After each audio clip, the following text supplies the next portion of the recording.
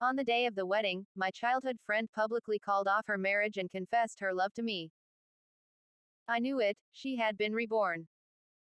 In her previous life, she fell in love with an illegitimate child, but he deceived her, both body and heart. He and her stepsister schemed to take away her family's fortune. It wasn't until her dying moments that she realized the person who truly loved her was me. But in this life, I was reborn too. Chapter 1. I was reborn on the very day of Ria's wedding. The church was pure and solemn, and the piano music from the band was elegant and pleasant, exactly the style Ria loved the most. I sat in the audience, my gaze heavy as I watched Ria on stage. She was wearing a white, floor-length wedding gown, her veil partially covering her beautiful face. Her makeup was exquisite, making her look even more stunning today. Her lips curved into a smile, full of the joy of marrying for love, and standing opposite her was the groom. My father's illegitimate son and the man Ria had loved for over 10 years, David. She had once told me that David gave her a different kind of feeling. That life among the wealthy was too suffocating, and only the simple porridge David made for her gave her a sense of warmth. And today, Ria was bringing all her mother's inheritance into her marriage with David. The wedding proceeded like a well-rehearsed performance until the officiant asked Ria if she was willing to take her vows. Suddenly, her expression changed. She rushed off the stage in a panic, her long wedding gown almost tripping her. But she scrambled forward, as if terrified of losing something. I watched her calmly as she dashed toward me, and just before her delicate fingers touched me, I stepped aside, her eyes dimmed for a moment, but she quickly lifted her head, pretending to be strong. Her eyes, reddened with emotion, gazed at me deeply. Rohit, I regret it. I just want to be with you. I love you, and I know you love me too. I glanced at David, who had chased after her, my voice cold and resolute. Sister-in-law, please respect yourself. With that, I turned and left without looking back. Ria cried out, trying to catch up with me, but the long train of her wedding gown tangled around her. Her freshly minted husband grabbed her hand, preventing her from getting even an inch closer to me. Chapter 2. I knew, without a doubt, that Ria had been reborn just like me. In her previous life, Ria had fallen in love with David, she dropped out of school for him, had an abortion, and even broke off our engagement to marry my father's illegitimate son. Despite her family's disapproval, her mother had died early, leaving her a vast inheritance that she would receive upon marriage. David needed a lot of money to overthrow the Roy family, so he deliberately seduced Ria. They started dating secretly in high school. Their first taste of love led to a child. David coaxed her into having an abortion, and she agreed, but the procedure left her unable to have children ever again. After she broke off our engagement, I quietly watched over her. Her stepmother and stepsister bullied her and refused to give her money, so I would send her gifts and cash, doing everything I could to make her smile, only to watch her run back to David. Back then, I thought love didn't necessarily mean possessing someone, it could mean protecting them. But Ria, she told me, Rohit, to me, you're like a brother, the best brother in the world. Yet behind my back, she would casually say to her group of friends, Rohit, he's just a dog that comes when I call and leaves when I dismiss him. Later, after she married David, she stole my research results to give to him. My company's new product, which was about to launch, became David's. And my company suddenly found itself in crisis. Meanwhile, David soared to success with my work, becoming a rising star in the business world. He showed no mercy in taking down my company, and even sought revenge on my mother. Like a madman, he stormed into her hospital room and snarled at my bedridden mother. It's all your fault that my mother and I suffered so much ridicule and humiliation. My mom and dad were true love, the one who wasn't loved was the mistress. You and Rohit both deserve to die. My gravely ill mother was so infuriated by David's words that she passed away. And David, mad with power, sent people to kill me, but I narrowly escaped. My company was not yet finished. I still had ways to rise again. But Ria invited me to meet her on the rooftop of an 18-story building. With tears streaming down her face, she sobbed, Rohit, I'm sorry. But if I don't do this, my husband will leave me. I'm sorry, Rohit. I was the one who stole your research results. If there's a next life, I won't do this again. With that, she violently pushed me off the roof. I looked at her in shock and sadness, not even able to utter a single word. After my death, David didn't cherish Ria as she had hoped. Instead, he accused her of murdering me, and the evidence against her was solid. Ria was sent to prison, where her stepsister, Mary, visited her with a pregnancy test in hand, sneering. What made you think David would ever love a woman who can't have children? Let me tell you the truth, David has always loved me. While you were falling out with your family for him, we were spending time together at hotels. You even stole Rohit's research results for him. You're really stupid, aren't you? The only person who ever treated you well was Rohit. And not only did you harm him, you killed him. Ria's expression grew more and more lifeless, and in the end, she took her own life in prison. I watched her fate unfold with cold detachment. I never expected that when I opened my eyes again, heaven would give me a second chance. This time, I won't misjudge people again and mistake worthless stones for precious gems. Chapter 3. After leaving the church, I headed straight to the hospital. In the hospital room, I looked at my mother's pale yet loving face, and I couldn't help but feel my eyes well up. In my previous life, she had been on the mend, but David barged into her room and shouted all kinds of twisted nonsense, worsening her condition. In the end, she passed away despite all efforts to save her. Her voice was soft and gentle. Rohit, what's wrong? Weren't you at the wedding? I sat by her bed, holding her hand. Smiling faintly, I shook my head and quietly explained, it wasn't important. So I left. Mother's gaze suddenly became a little sad. She sighed and said, Rohit, some things and some people just aren't meant to be forced. Ria isn't right for you.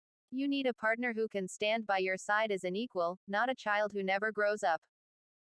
I understood what she meant and nodded.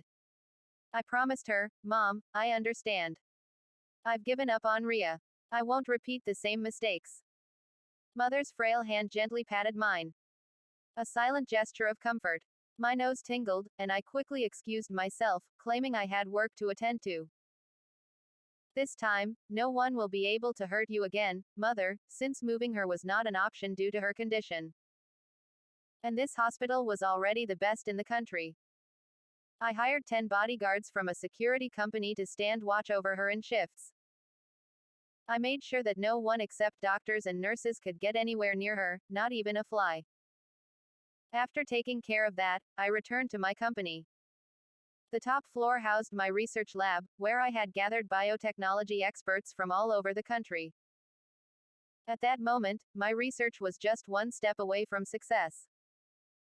Using my knowledge from my previous life, I finished compiling the results in less than 2 hours.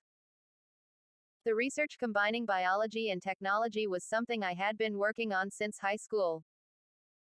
In my previous life, I developed the most compatible data for the human body. This technology would allow humans to integrate with an AI brain, achieving true connectivity where the human mind could perform tasks like a computer. In my previous life, David only managed to steal my results. He rushed to release the AI brain ahead of me, causing my company to lose billions in investments and sending my shares plummeting.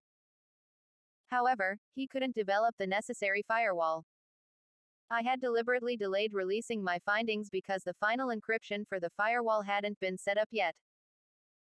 But David, always hasty and reckless, never realized that, at first, the limited release of the AI brain earned him widespread fame. But as more people started using it, the lack of firewall coding allowed hackers to break through. Many users were harmed, some experienced brain data leaks, while others suffered brain death. Several prominent figures, even government officials, were affected. And David's reputation took a nosedive. At that time, I had developed the firewall code and was planning to make a comeback, but Ria tricked me into going to the rooftop, where she killed me. The experts in the lab were ecstatic upon seeing my completed results. Boss, you're a genius. You finished the coding in under 2 hours. Oh, my God, Mr. Roy, you're as fast as God himself. I shook my head with a smile. The remaining progress had been researched in my previous life with the help of these experts. In this life, I simply rode the wave of memories from my past.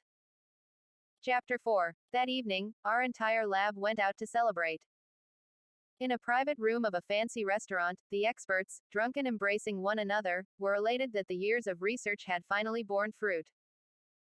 Using the excuse of needing a cigarette, I left the room. To my surprise, I bumped into Ria on the balcony. Ria and her group of friends were having dinner, and her voice was loud. Just as I was about to leave, I heard her say, "Anyway, in this life, I'll only marry Rohit. You all need to help me figure out a plan." One of her friends chimed in, "With a face as stunning as yours, even I, a girl, can't resist. How could he be indifferent?" Another friend added, "He's probably just jealous of you marrying David. Just go coax him. He's pampered you for so many years. He'll definitely soften up." A third friend suggested, "Why not just take it to the next level and sleep with him? How could he back out after that?" I listened to their conversation, my face growing colder. I couldn't believe how blind I had been in my past life. Birds of a feather flock together. Ria had no integrity, and neither did her friends. Just as I was about to leave, I heard a familiar voice. "Rohit." I turned around, my face still stern, and Ria threw herself into my arms. She looked up at me, her face pitiful, and said, "Rohit, why aren't you saying anything? Are you still mad at me?" I pried her off me and coldly replied, "Ria, you are now David's wife." Hearing that, her eyes lit up. She clung to me, her voice suddenly filled with excitement. "Rohit, are you jealous? Please don't be jealous. Okay, I've already called off the wedding. In this life, I'll only marry you." Her voice was artificially sweet, and she rubbed herself against me as she spoke. Her ridiculous words made me laugh bitterly, and I couldn't help but ask, "What makes you think I'd marry a woman who's already been divorced?" She fell silent, speechless. She stammered, unable to refute me. At that moment, David and her stepsister Mary suddenly appeared. "Ria, you just got your marriage certificate with David, and now you're already looking for another man." Mary was indignant, and David's face darkened. He grabbed Ria and angrily said to me, "Rohit, she's my wife, your sister-in-law." Ria clung to my sleeve, refusing to let go. I yanked my arm free in disgust and said coldly, "Then keep an eye on your wife.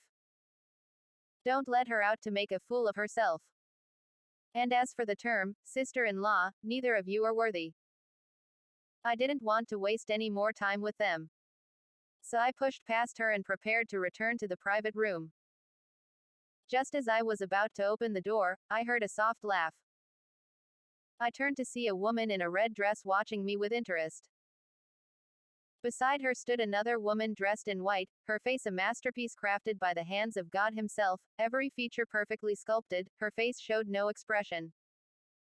As cold and pure as a snow lotus blooming atop a snowy peak. She glanced at me indifferently before her gaze shifted away, as if I was of no consequence. Slightly intrigued, I pushed open the door and entered the room, not giving it much further thought. Chapter 5. Ria came to the company every day to find me, but the security guards and receptionists repeatedly blocked her at the door. One time, I happened to witness the scene as I was coming downstairs. "Do you know who I am? I'm your boss's wife. How dare you stop me? I'll have Rohit fire all of you," she shouted. She was carrying a delicate lunchbox and had light makeup on, just the way she thought I liked. Growing up together, she believed she knew my preferences inside and out. She dressed like a college student, thinking I loved her most in her purest form. As I walked over, Ria rushed toward me as soon as she saw me. She sneered at the receptionist and security guards, saying, "Rohit's here to pick me up himself.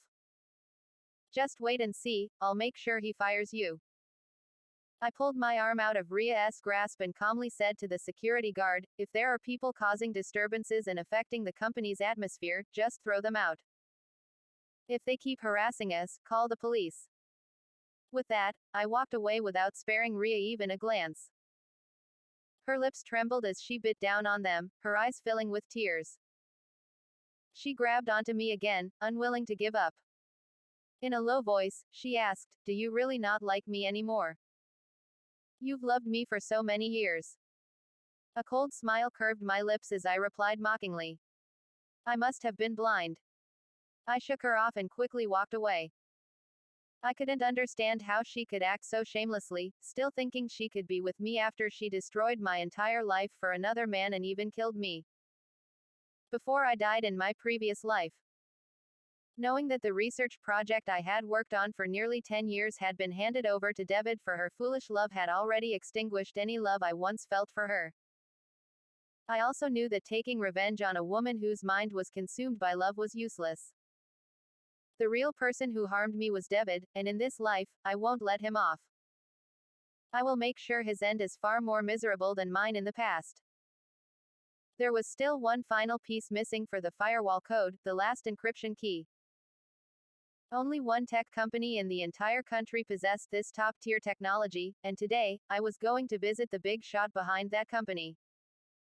In my previous life, I tried to figure it out on my own, believing I could turn things around. But after researching it in this life, I realized I needed that final key, and only Tech owned it. If I could secure the rights and technology, our company could launch the AI brain at full speed with absolute security. That's why I chose to collaborate. I'd heard that this big shot had a daughter he treasured like a gem. I came prepared, carrying a sapphire and jade necklace that I had spent billions on at an auction, hoping to make the right impression. When the door to his house opened, I was stunned for a moment. The woman standing before me was the same white-clad beauty I had seen at the restaurant. Her face was bare of any makeup but still stunningly beautiful. Her long, smooth hair was casually braided over one shoulder, giving her an even softer appearance. She looked at me, her eyes flashing briefly, and spoke in a calm voice, "Who are you?" For some reason, I felt nervous. Straightening my posture, I replied, "I'm Rohit. I have an appointment with Mr. Sen today." She nodded and stepped aside to let me in. She wore a simple house dress, revealing her slender ankles, as she walked ahead of me to lead the way. Mr. Sen's home was not luxurious. Instead, it exuded an ancient and modest atmosphere, not what one would expect from the head of a tech company. I guessed that the woman in front of me must be his daughter, and strangely, I felt even more nervous. Mr. Sen was practicing calligraphy in his study. When I arrived, he set down his brush and warmly invited me in. I handed him the gift box and said, "This is my first visit.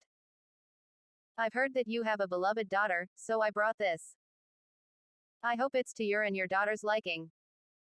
Mr. Sen looked at me with approval, nodded, and handed the necklace to the beauty beside him with a loving smile. "Mr. Roy, you've been very thoughtful. This is my precious daughter, Sana. Sana, this is Mr. Rohit, the CEO of Zentech. You two young people will probably have more to talk about. Go ahead, you young folks should chat." With that, Mr. Sen returned to his calligraphy practice. Sana put the gift away and then walked toward me, her voice cool and emotionless, her beautiful face tense. "I know why you're here. Let's talk, Mr. Sen." I didn't look up as he added, "The firewall key's rights are with Sana, not me. She developed it while she was abroad. This old man knows nothing about it." I nodded. "Thank you, Mr. Sen." I followed Sana into another room. As soon as I stepped inside, she closed the door behind us. I felt my nerves increase and couldn't bring myself to look at her, so I lowered my head. I heard her calm voice. "Marry me, have children with me, and let me become a shareholder in Zen. Then I'll give you the rights." Shocked, I looked up at her, only to see her gaze fixed elsewhere. She wasn't looking at me, but her ears and neck were already flushed red. Her beautiful face was tense, but I could see her slight trembling. Chapter 6, Sana became my fiancé. News of our upcoming engagement quickly spread, serving as a prelude to the partnership between Zentech and Zen. We plan to hold a press conference for the AI brains release following the wedding hype. After internal testing, the product would be ready for market. When I was on my way to the hospital to tell my mother about my upcoming wedding, I saw Ria at the door of the hospital. She was wearing a little white dress and crouched on the ground, her eyes swollen from crying. When she saw me, she looked up with a vulnerable expression. Rohit, are you really getting engaged? Her voice cracked, and tears started falling as soon as she spoke. I nodded, expressionless. Who's Sana? I've never heard of her before. She said bitterly. Rohit, are you still mad at me? Did you pick some nobody just to spite me? I wondered if she had lost her mind. Instinctively, I defended Sana. Watch your words. Miss Sen will soon be a shareholder and the lead scientist at Zen. She doesn't need you to know who she is.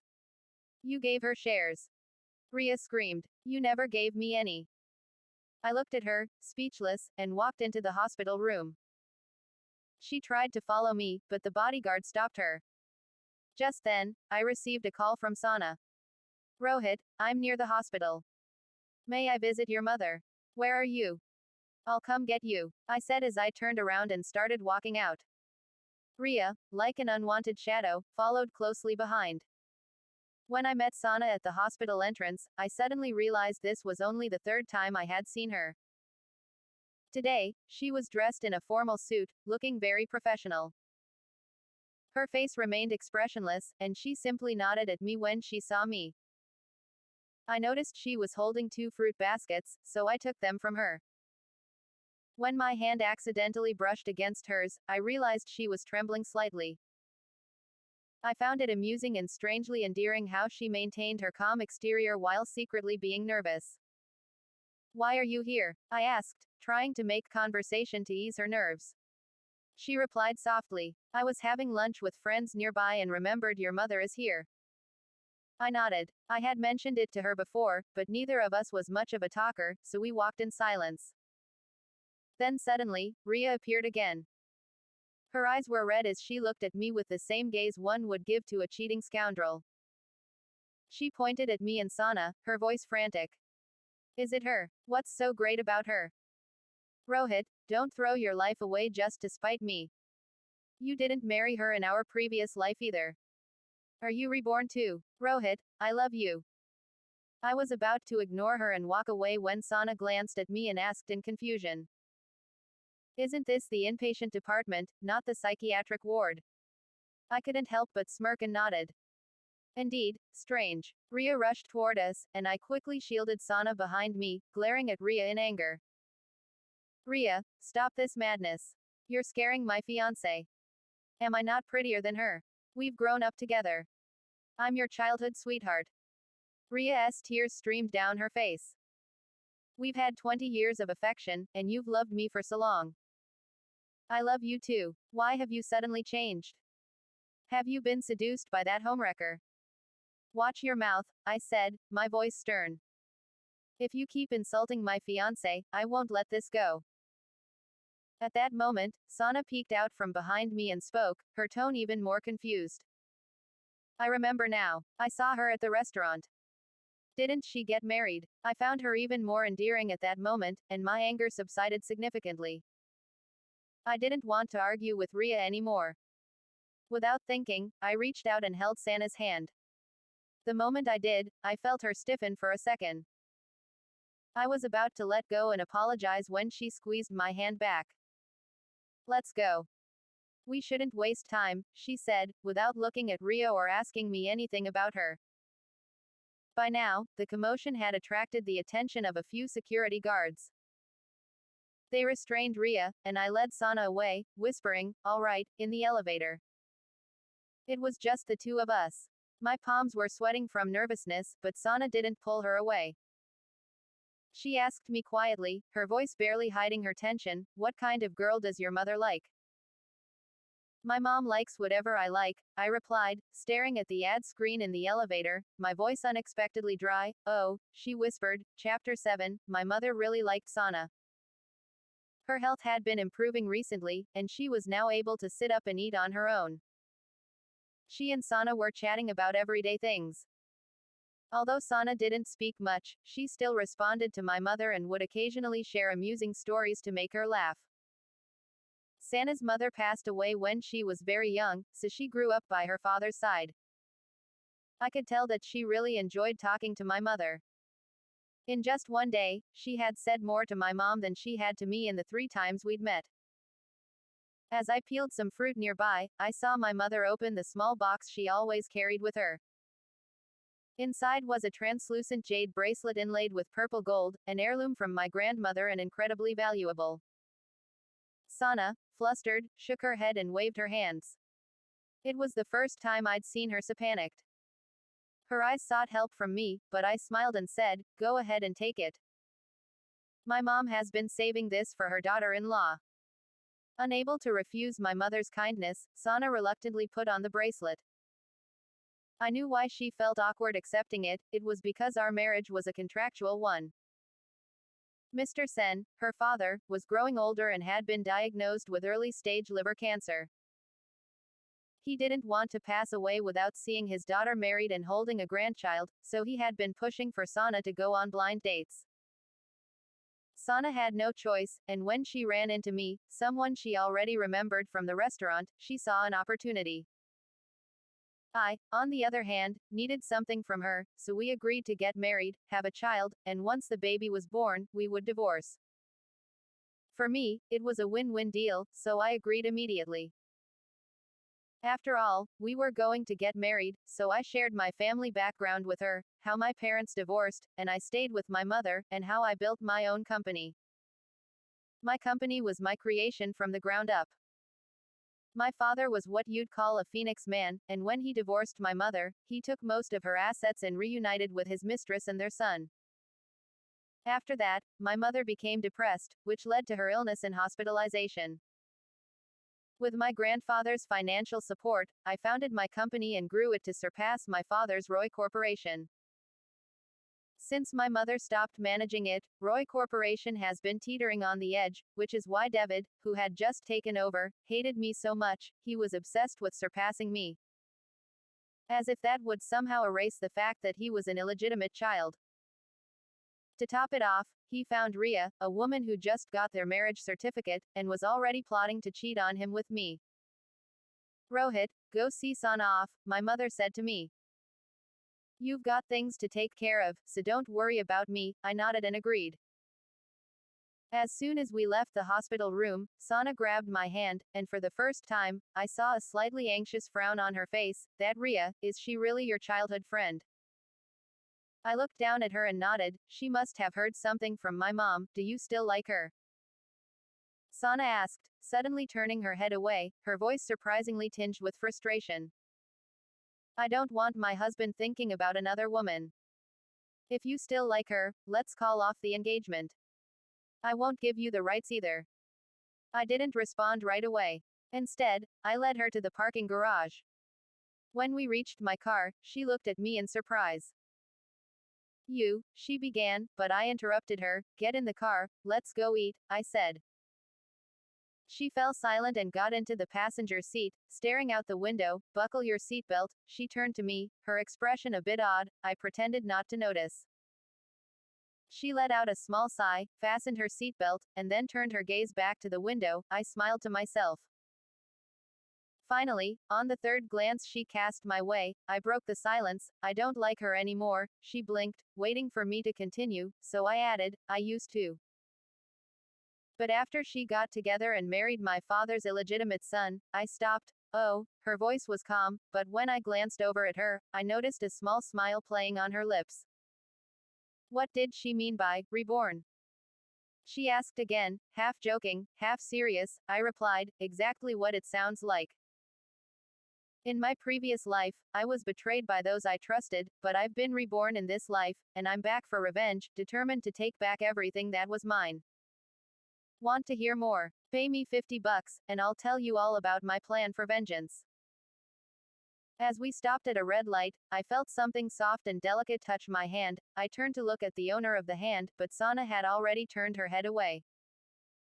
Acting as though nothing had happened, I smiled, grasping her hand in return. We didn't speak for the rest of the drive, but I could tell Sana was in a much better mood. Chapter 8. On the day of our engagement party, Sana wore the white custom-made dress I had given her. The styling enhanced her already otherworldly beauty. When I saw her, the first words that slipped from my mouth were, "You look beautiful." She pretended not to hear me and tried to walk past, but I pulled her by the waist, deliberately teasing her. She looked up at me, blinking her big, innocent eyes. I felt a sudden impulse to kiss her lips, but just then, the door to the lounge opened. The person who entered was familiar. The woman in the red dress from the restaurant. Today, she was dressed in a subtle Chanel-style short skirt.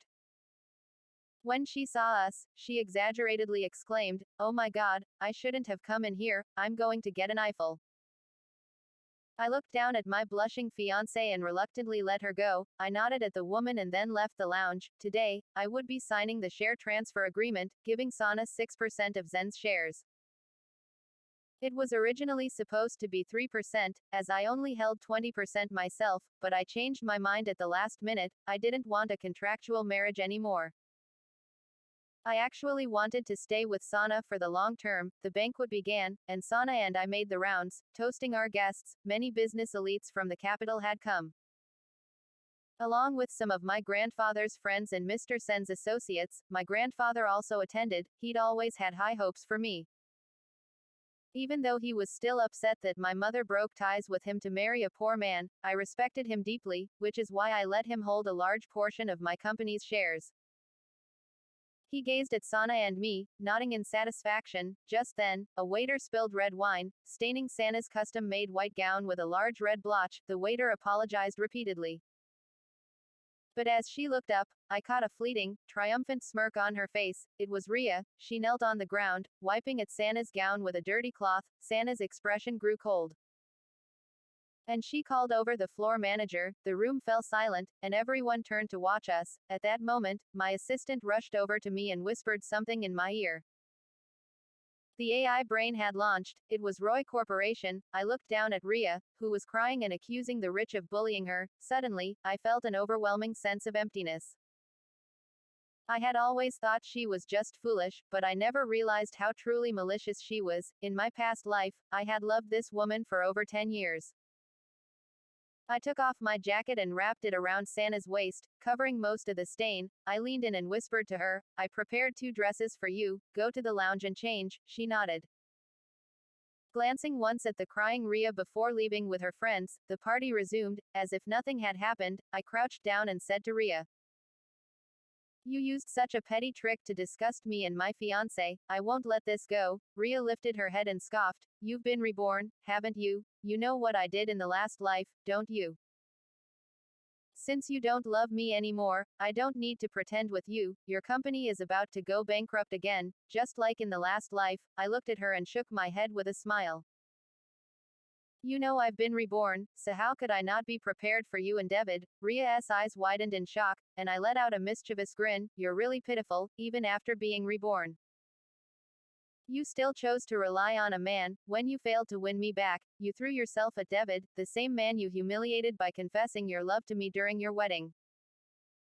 Do you really think David will ever forgive you? You embarrassed him in front of everyone. There's no way he'll just let that slide." With that, I turned and walked away to fetch my fiancé, who had changed into another dress. The second dress was a dark green that highlighted Sana's fair complexion and perfectly complemented her figure. When she stepped out, she drew gasps of admiration. "She's stunning. Miss Sen is gorgeous. Mr. Roy is lucky." I nodded and smiled. "Indeed, I'm very lucky to have such a beautiful bride." I leaned down and playfully whispered into Sana's ear, "Miss Sen, your fiancé's product has just been released by someone else. The company is about to go bankrupt. But it's too late for you to back out now." Sana looked up at me and, with rare mischief in her eyes, replied, "Then I'll have to break off the engagement by force." I wrapped my arm around her slender waist and smirked. "It's too late. Oh, poor me," she said seriously, making me laugh, when I handed her the share transfer agreement. Sana's eyes flickered with surprise. She looked at me, as if to ask whether I had made a mistake. I patted her head and said softly, "Sign it, since you've boarded my pirate ship." I won't let you suffer. This was 25% of my shares. She bit her lip before signing her name. Chapter 9. Roy Corporation rushed to release the AI brain before me.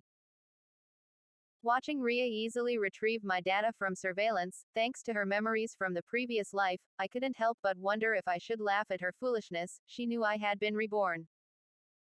So how could I leave such important data in the same place as last time, unguarded and easily accessible to her, but unlike the small-scale success in the previous life?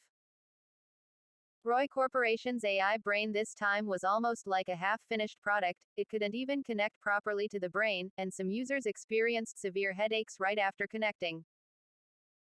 In an instant, Roy Corporation was trending on social media, being ridiculed. At that moment, Zentech released an official lawyer's statement online. Declaring that the company's files had been stolen, it accused Roy Corporation of using unauthorized code and irresponsibly launching an unfinished product, putting consumers at risk.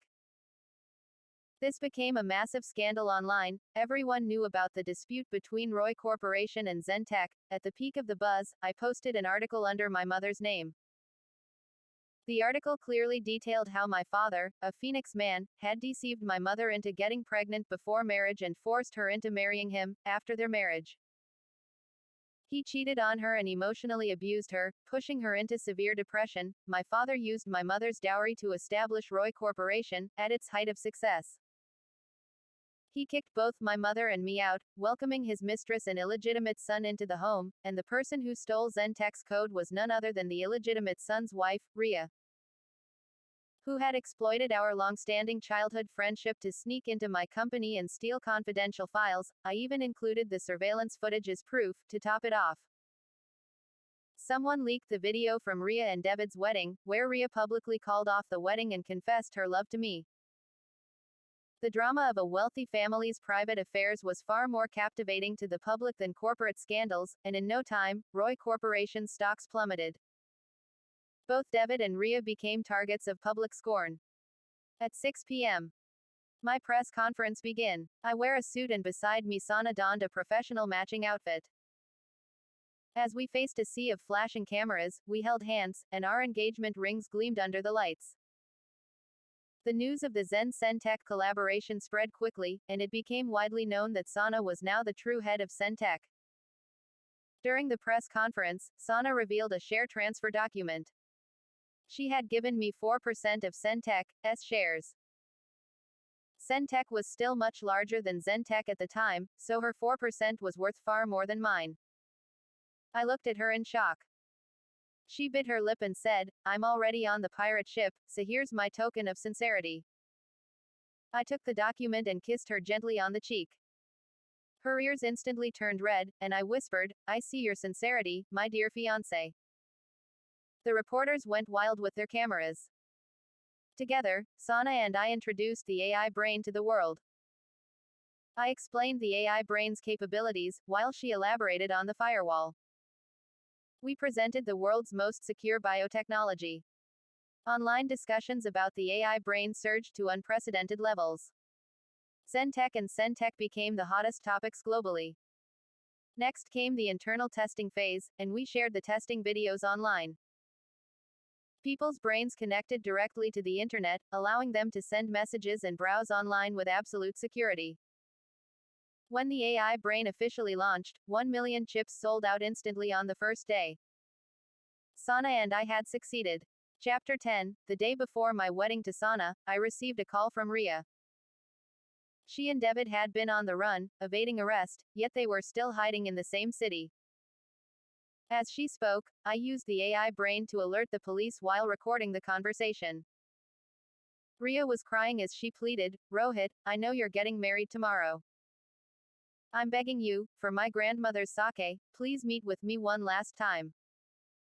Ria's grandmother had given me a lot of warmth during my childhood.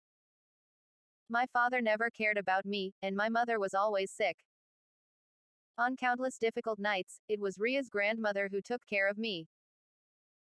I had promised her on her deathbed that I would always look after Ria, which was one of the reasons I had loved Ria and sacrificed so much for her in my previous life. I sighed heavily and agreed to meet her. Returning to the rooftop where I had died in my previous life, I saw Ria and David.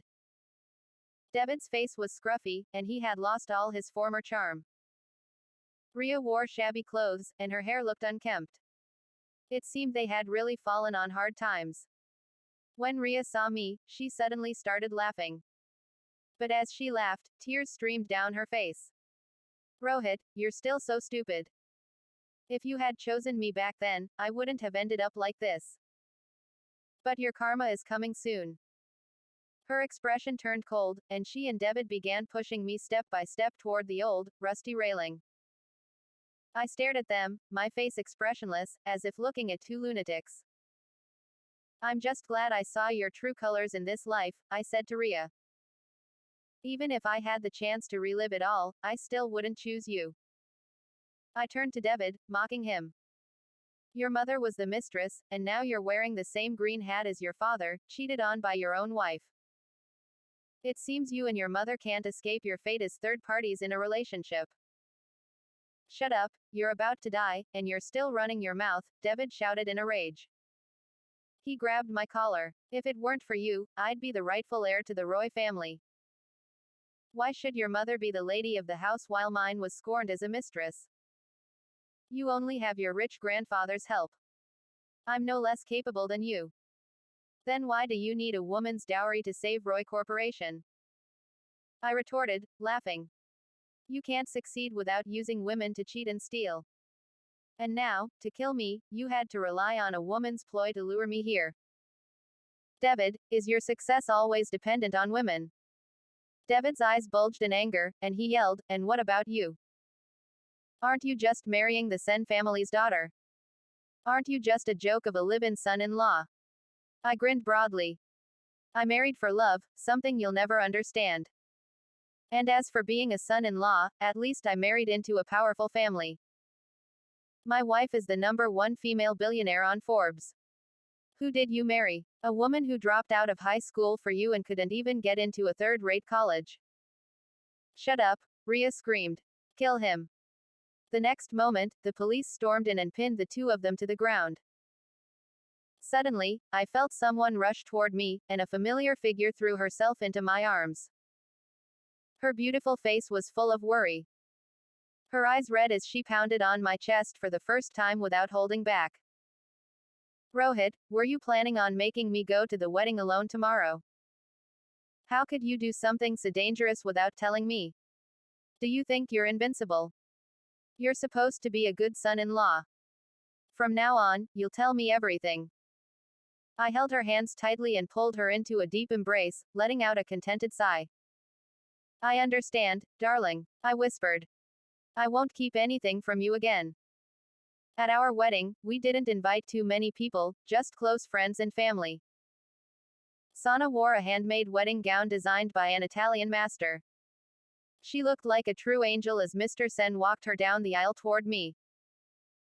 I said my vows with utmost sincerity, and when she looked back at me, just as earnestly saying, I do, I knew she was the one. My mother, sitting in the front row, covered her face, crying uncontrollably. My grandfather glanced at her side and patted her shoulder. I wrapped my arms around Sana and finally kissed those lips I had longed for. In this life, I hadn't loved the wrong person. Epilogue.